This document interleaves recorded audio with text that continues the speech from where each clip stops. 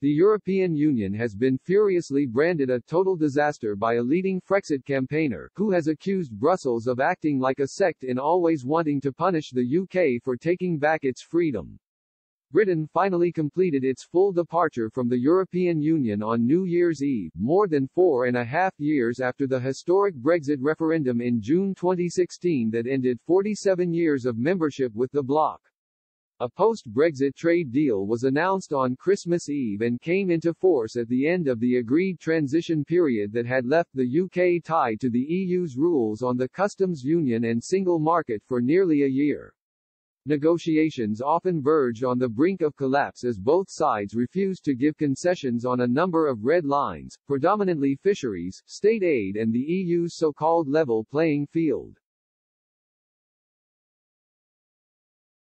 But since the Brexit negotiations began 4 years ago, leading EU figures, such as chief negotiator Michel Barnier and French President Emmanuel Macron, launched several scathing attacks against the UK.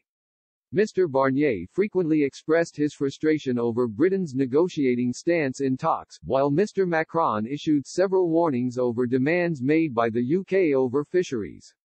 Memorably in February 2019, then European Council President furiously attacked the UK, tweeting there was a special place in hell for people who promoted Brexit without a plan.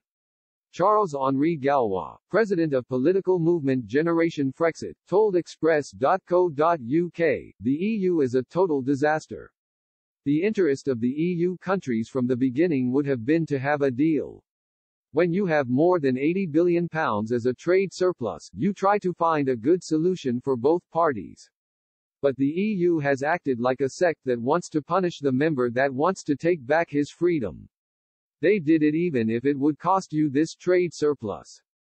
Boris did well and stood firm. Some countries such as Germany feared a no deal, so I think that at the end they put pressure on the EU to get a deal.